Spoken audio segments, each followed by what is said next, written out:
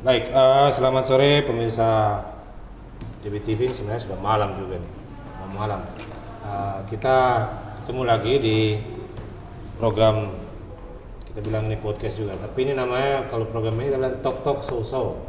Jadi kalau orang PNJ bilang apa, long long tok tok, bicara banyak banyak, kita tok tok so so. Kita bicara juga panjang, tidak panjang juga, tapi coba kita lihat permasalahan di Papua, dari permasalahan isu politik sampai olahraga.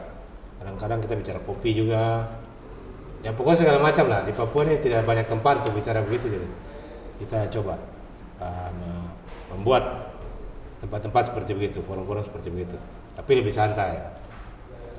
Baik, pemirsa JBTV, hari ini saya kedatangan Pak Usman Hamid, ini teman, dan sekarang dia Direktur Amnesty International Indonesia. Sekarang Direktur ya, dulu belum jadi Direktur. Saya juga Direktur Pak, tapi Direktur PT. Nah, jadi beliau ini dari dulu sudah bergula dengan isu HAM, termasuk Papua, ya, isu HAM Papua sudah sangat lama. Nah, termasuk sekarang beliau sangat aktif untuk mengadvokasi, bukan cuma di Papua tapi di seluruh Indonesia, tapi banyak aktivitas Amnesty International Indonesia itu ada di Papua juga. Nah, ini sebenarnya kita mau coba lihat, sebenarnya agak menyerempet juga ke masalah HAM saja, tapi masalah hukum juga, seperti yang sekarang ini yang orang bilang terupdate masalah Papua ini. Kan kita lihat kemarin tahun lalu seperti adanya perubahan undang-undang otsus ya, revisi amandemen. Saya tahu itu istilahnya apa, revisi amandemen atau perubahan, saya juga tidak terlalu paham, tapi yang jelas ada perubahan dan ada hal-hal yang harus berganti ya. Bukan cuma soal dana, tapi kewenangan juga sepertinya banyak yang harus diubah juga. Kemudian ada yang sekarang ada pemekaran, lagi ada isu pemekaran, termasuk juga isu, maaf saya tertawa karena apa, orang bilang polisi yang aparatnya apa, pendekatan humanis. Saya kalau lihat yang dibilang pendekatan humanis, saya sendiri agak susah untuk mencerna, karena semenjak diluncurkannya dalam pendekatan humanis ini, perasaan saya semakin banyak ya, malah tambah sering juga kekerasan dan bahkan mengakibatkan kehilangan nyawa ya, bukan cuma itu, juga penangkapan dan segala macam. Nah, itu Bro Usman sendiri yang tinggal di Jakarta, dekat dengan pusat kekuasaan, yang mungkin sering berkomunikasi juga dengan orang-orang, pejabat-pejabat pemerintahan soal peningkatan HAM dan mengelola isu HAM dan meningkatkan praktek HAM di Indonesia ini. Bro Usman sendiri melihatnya bagaimana? Saya sebenarnya agak bingung ya, ini pemerintah benar mau menyelesaikan masalah atau tidak ya? Karena dari apa yang terjadi, saya malah berpikir tidak. Yeah. Kalau menurut Bro Usman sendiri bagaimana? Nah, ini memang menarik ya. Memang banyak sekali tadi masalah yang disebutkan, tapi sebenarnya bisa dibedah dan disederhanakan. Ada dua hal sebenarnya. Yang pertama itu adalah koherensi keputusan dan kebijakan antar institusi di Jakarta yang menurut saya kurang memperhatikan azas kecermatan. Jadi antara satu institusi dengan institusi yang lain itu bisa berbeda cara memandang Papua.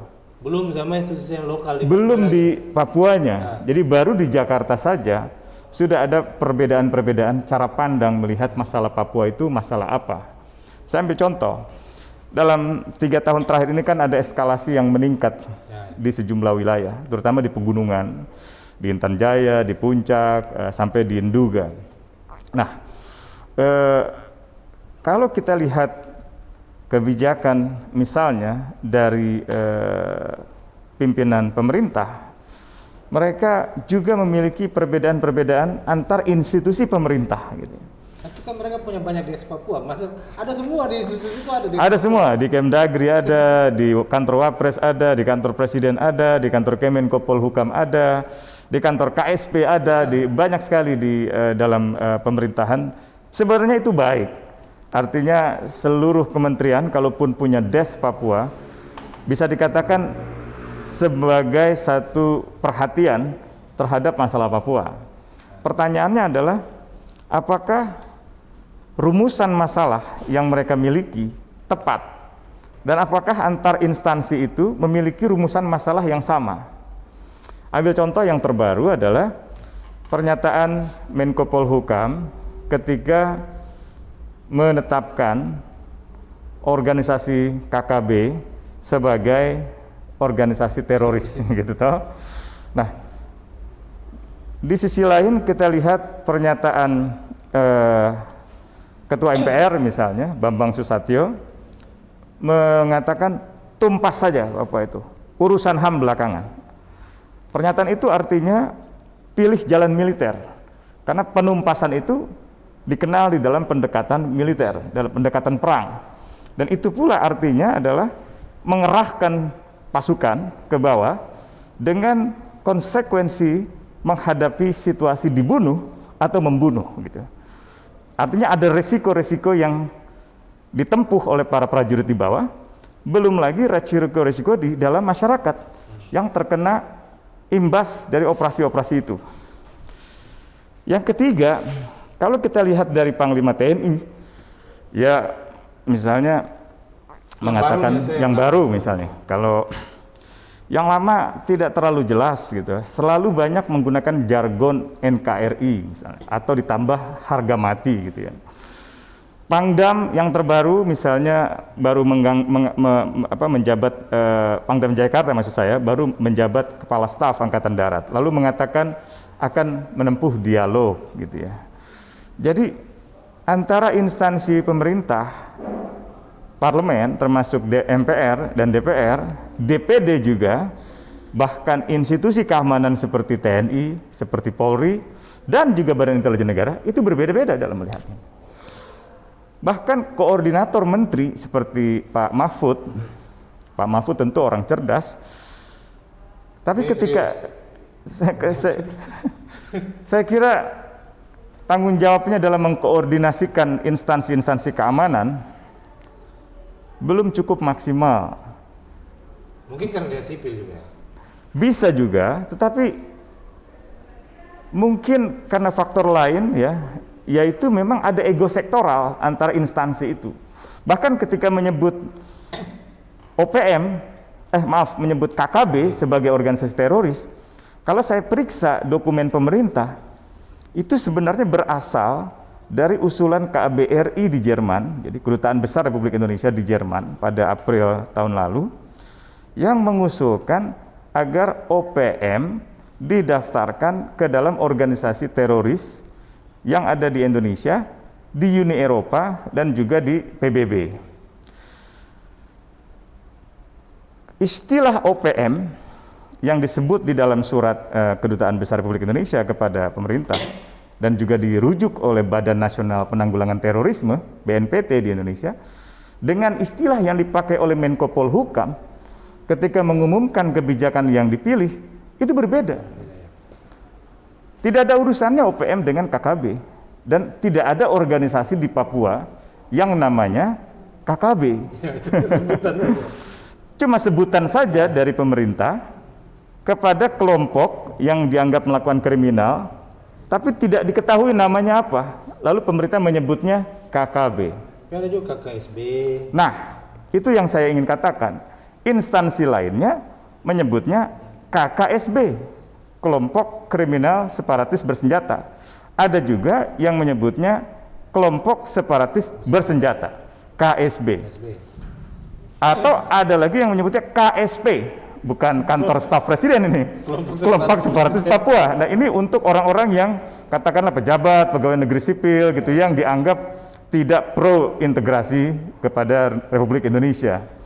Nah, jadi Badan Intelijen Negara, Tentara Nasional Indonesia, Kepolisian Negara Republik Indonesia, Kementerian Koordinator Politik Hukum dan Keamanan, bahkan kedutaan besar yang mewakili Kementerian Luar Negeri memiliki istilah-istilah yang berbeda.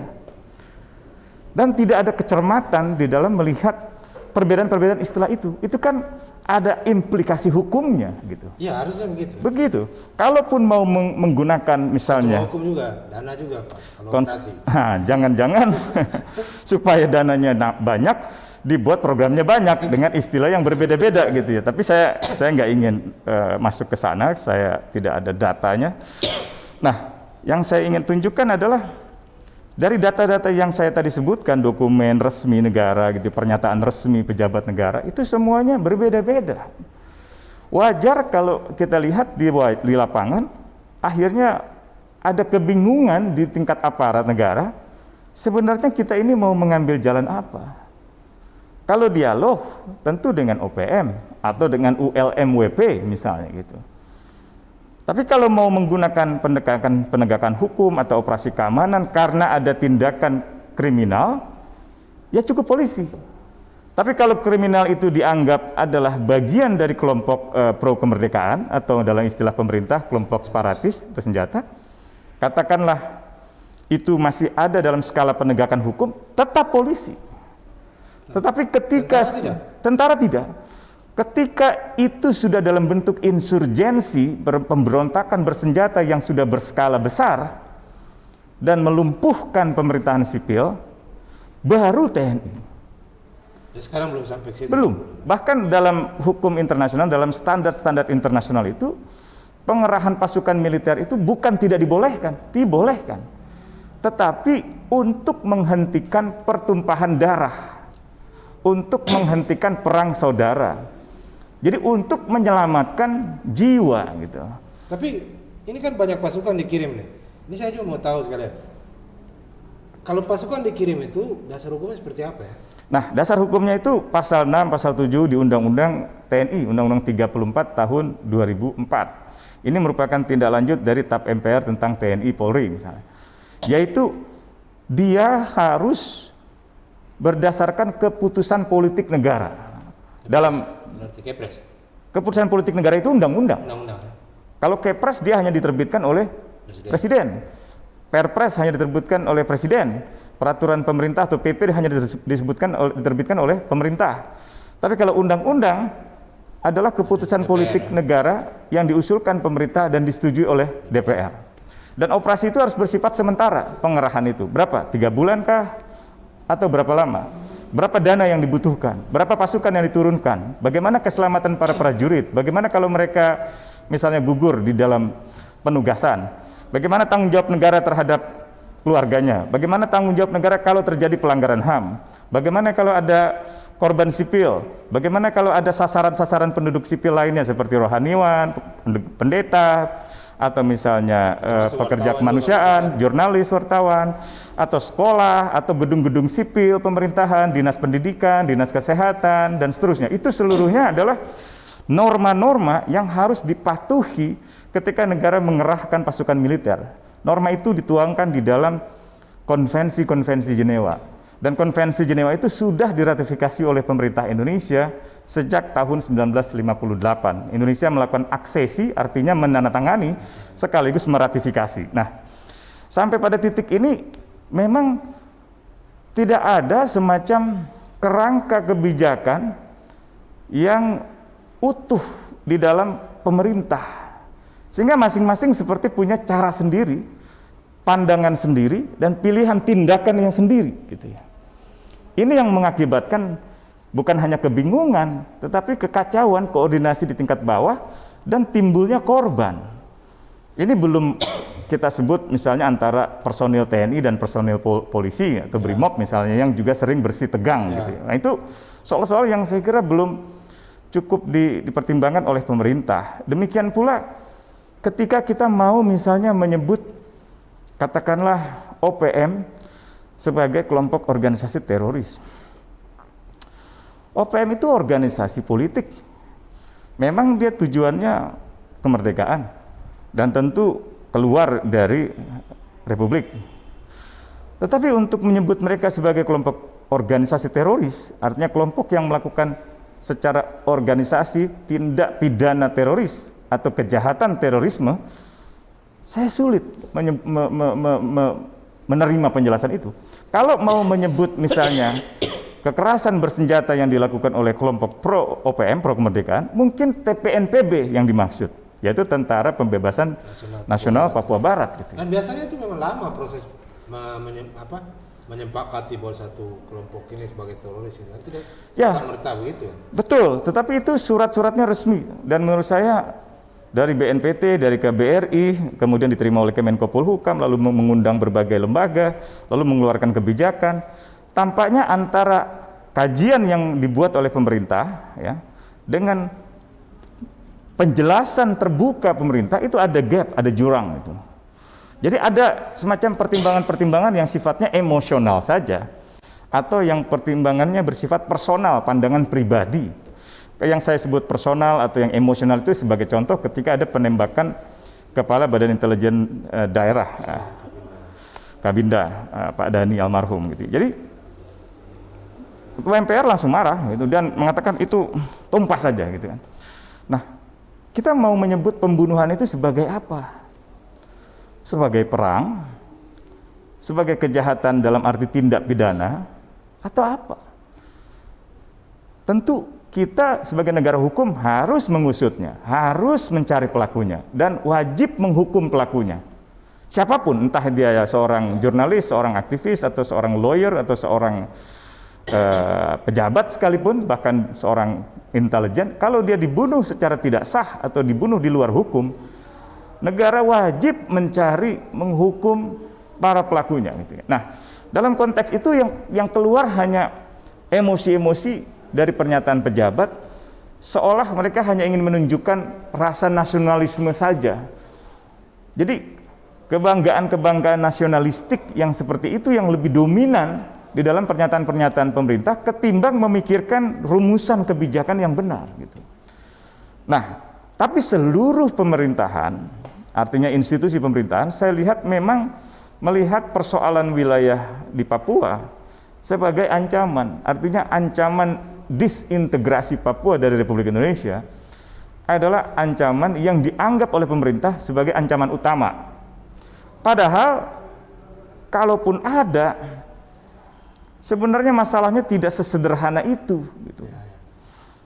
Kalaupun ada, pendekatannya belum tentu perlu diselesaikan dengan jalan kekerasan. Dari pemerintahan ke pemerintahan, kita sudah lihat betapa pemerintahan Orde Baru di bawah kepresidenan Soeharto gagal. Di bawah kepresidenan Habibie jauh lebih baik, tidak ada ketegangan yang besar. Bahkan cara Habibie menerima tim 100 ya, yang menyampaikan kami ingin merdeka. 100 orang tokoh Papua menyatakan kami ingin merdeka. Pak Habibie tidak langsung bilang kau separatis, tangkap atau tembak atau tumpas, tidak ada pernyataan itu. Yang ada terima kasih, tolong dipikirkan lagi, pikir-pikir dulu lah, kata Pak Habibie gitu. Jadi mereka pun pulang masih dengan semacam psikologi kebebasan berpendapatnya dijamin. Begitu pula pemerintahan dihargai. Orang seperti Habibie boleh saja dikatakan ini penerus Soeharto dan seterusnya gitu. Tapi dia orang yang menurut saya mengambil jalan yang demokratis dalam penyelesaian masalah Papua atau dalam penyelesaian Timur Timur. Tapi kelompok yang garis keras melihat cara pandang Habibie ini berbahaya karena akan menghilangkan satu wilayah, salah satunya Timur Timur. Untuk Papua sebenarnya Sekjen PBB Kofi Annan pernah menegaskan pemerintah Indonesia tidak perlu khawatir bahwa PBB akan mengintervensi Indonesia untuk melepas Papua. Karena dalam dokumen PBB, wilayah Indonesia itu wilayah bekas jajahan Belanda. Dan Timor bukan bekas jajahan Belanda, melainkan jajahan Portugis gitu. Nah, tetapi yang lebih penting dari itu adalah orang minta merdeka itu kan pasti ada alasannya. Ketidakadilan misalnya gitu. Nah, ketidakadilan itu yang harusnya diperbaiki oleh pemerintah Indonesia gitu. Sama seperti di masa kolonial Belanda, masa kolonialisme Jepang, fasisme Jepang, Indonesia merasa tidak hidup dalam keadilan, dalam kebebasan, sehingga minta merdeka gitu. Nah, sampai pada titik itu menurut saya Indonesia justru membuat kebijakan yang dulu dikhawatirkan oleh Muhammad Hatta gitu ya. Nah, tapi saya teruskan tadi setelah Gus Dur, Megawati, itu kemunduran. Pak Tei Zeluai, orang Papua yang memang pro kemerdekaan, tetapi masih bisa diajak berunding. Pak Tei tidak sendiri, ada Taha Al-Hamid, ada tokoh-tokoh presidium Dewan Presidium Papua yang bisa diajak bicara. Bukan hanya pembunuhan Teis, tapi juga operasi militer yang berlangsung di masa pemerintahan Megawati itu memperburuk hubungan Jakarta dengan Papua. Demikian pula di era SBY, terutama dengan terbitnya peraturan pemerintah yang melarang ekspresi politik ke bendera itu, bendera Papua itu.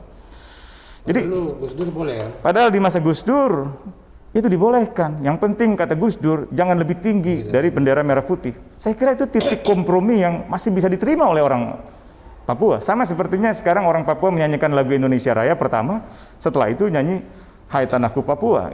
Jadi pengakuan itu semacam ini bendera merah putih, ada burung cendrawasih itu tidak rusak benderanya, malah lebih indah karena ada burung yang sangat indah gitu. Nah, jadi semacam konsep multi-nation state itu atau yang disebut Will Kimlicka sebagai konsep negara beragam bangsa itu belum pernah dipelajari oleh pemerintahan yang menerapkan pendekatan militer itu gitu. Dan melarang ekspresi-ekspresi politik itu. Kalau Gus Dur kan sebenarnya beragam bangsa. Beragam bangsa. Yeah. Papua pun bangsa, harus diakui sebagai bangsa gitu. Negaranya bisa satu, tapi bangsanya harus diakui beragam. Nah, tapi tentu martabat dan seterusnya yang disebut oleh Hatta, kalau saya lompat ke Hatta, kalau tadi kan di era Megawati mundur, di era SBY kemudian bendera dilarang, di era Pak Jokowi awalnya banyak menaruh harapan. Saya kira Bung Victor juga pernah wawancara Pak Jokowi dengan Al Jazeera kalau tidak salah. Di situ ada komitmen-komitmen lah untuk membebaskan jurnalis internasional masuk ke Papua atau untuk membebaskan tahanan politik, tapi ternyata belakangan yang ditangkap jauh lebih banyak daripada yang dibebaskan. Dan birokratisasi jurnalis itu juga kembali diberlakukan, bahkan lebih ketat sekarang ini. Bahkan beberapa akademisi yang saya kenal baik di luar negeri, kecewa. Saya akan wawancara semua akhirnya kecewa. Tapi secara awam kan publik melihat, oh ada niat itu. Lalu publik seperti dijelaskan, oh Pak Jokowi kan sering ke Papua, ya toh, presiden yang paling banyak berkunjung ke Papua. Tidak salah, tetapi ke Papua itu untuk apa? Untuk bicara dengan orang Papua kah? Untuk menghormati institusi-institusi kelembagaan yang ada di Papua kah? Misalnya Majelis Rakyat Papua. Majelis Rakyat Papua itu representasi kultural orang asli Papua. Saya belum pernah sekalipun datang. Belum pernah sekalipun ditemui. Ya. Di Aceh itu, Wali Nanggru itu kan mengambil inspirasi dari Majelis Rakyat Papua. Dan Wali Nanggru sangat dihormati, sangat dihargai, sangat disegani. Seperti halnya kerajaan di negara-negara Eropa yang dipimpin oleh Perdana Menteri. Boleh saja Perdana Menterinya misalnya orang yang dipilih secara demokratis gitu. Tapi dia tetap harus menghormati ratu, menghormati raja, atau di Thailand dan seterusnya. Tapi saya tidak sedang memilih bentuk monarki, tetapi yang mau saya katakan adalah penghormatan terhadap otoritas kultural di Papua itu lemah sekali dalam kunjungannya presiden gitu ya. Apalagi kalau kita lihat suara-suara untuk penyelesaian kasus pelanggaran HAM, tidak ada. Bahkan saya kira cuma Gus Dur yang akhirnya membentuk pengadilan HAM di Indonesia, lalu digunakan untuk 2 perkara besar, yaitu Timor, Tanjung Priuk, dan terakhir Abe Pura. Ya. Tapi setelah itu presiden-presidennya tidak ada yang lagi menindaklanjuti. Padahal Undang-Undang Otsus pasal 45, pasal 46, 47 itu mewajibkan pembentukan 3 mekanisme penyelesaian pelanggaran HAM. Membentuk Komisi HAM di Papua, bukan perwakilan Komnas HAM, tapi Komisi HAM yang independen yang berkedudukan di Papua. Komisi Kebenaran di Papua, Pengadilan HAM di Papua. Nah, sampai hari ini tidak ada tuh. Bahkan Gubernur Lukas NMB tahun 2019 mengajukan Perdasus tentang penyelesaian kasus pelanggaran HAM di tanah Papua melalui 3 institusi itu, tidak ada dukungan, belum ada dukungan dari Jakarta. Yang kita lihat dari pejabat Jakarta ketika berkunjung Papua, bicaranya adalah investasi, bicaranya adalah korporasi, bicaranya adalah pertumbuhan ekonomi, bagaimana mengelola sumber daya alam di Papua. Tapi orang Papua tidak ditanya. Mengelola, menguras, Pak. Menguras, misalnya. Saya pernah memfasilitasi kepala-kepala suku ketika bertemu dengan pelapor khusus PBB untuk hak atas pangan, Hilal Elfer, orang Turki. Ibu Hilal ini tidak bisa ke Papua setelah sebelumnya pelapor khusus untuk hak atas kesehatan datang ke Papua dan sepertinya pemerintah Indonesia kurang merasa nyaman dengan laporannya gitu ya. Saya menangis ketika mendengar para kepala suku itu mengeluhkan tentang jalan Trans Papua yang tidak menjawab kebutuhan mereka. Justru memutus akses mereka pada kebun sagu mereka, pada hutan tempat mereka berburu, pada sungai tempat mereka mencari ikan.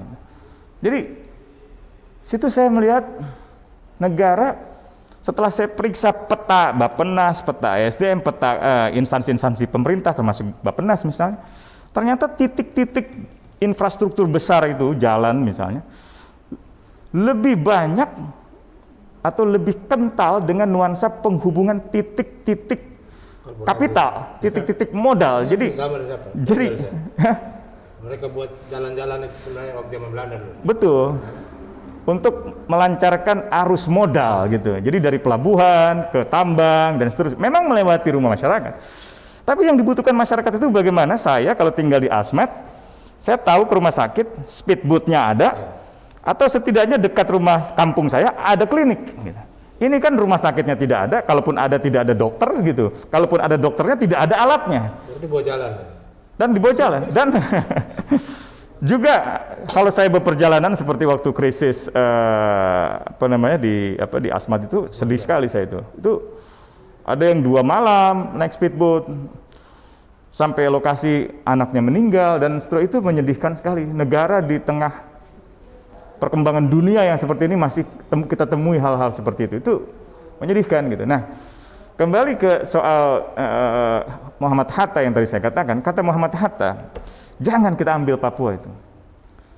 Kata Soekarno, Papua harus kita ambil, karena itu negara boneka, akan dijadikan boneka, dan itu penting untuk membangun strategi pertahanan Pasifik, karena kita bisa terancam oleh perang Pasifik kembali. Itu dua-duanya tidak ada yang salah. Tapi pada akhirnya menurut saya Hatta yang benar. Dia ketika itu menolak mengambil Papua, karena dia khawatir yang kita lakukan bukanlah persatuan, melainkan persatean. Persatean itu seperti kata sate, itu disambung-sambung dengan ditusuk. Artinya orang Papua disatukan dengan Indonesia, wilayah Papua, alam Papua disatukan dengan Indonesia dengan pendekatan koersif.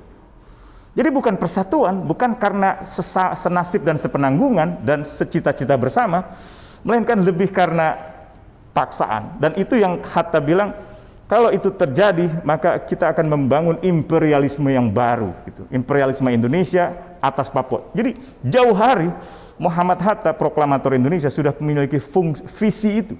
Dan dia sudah, saya kira seorang demokrat sejati, seorang yang sangat saya hormati ketika melihat bagaimana membangun bangsa dengan cara yang bermartabat gitu. Nah, itu yang mungkin ada di Habibie, ada di Gus Dur, dan belum ada di presiden-presiden yang lain. Jadi untuk mengubah Papua ini, saya seringkali berpikir, jangan-jangan kita harus menunggu seorang negarawan, seorang pemimpin besar, yang memiliki visi besar, dan memiliki pengetahuan kemanusiaan, hak asasi manusia yang juga besar gitu.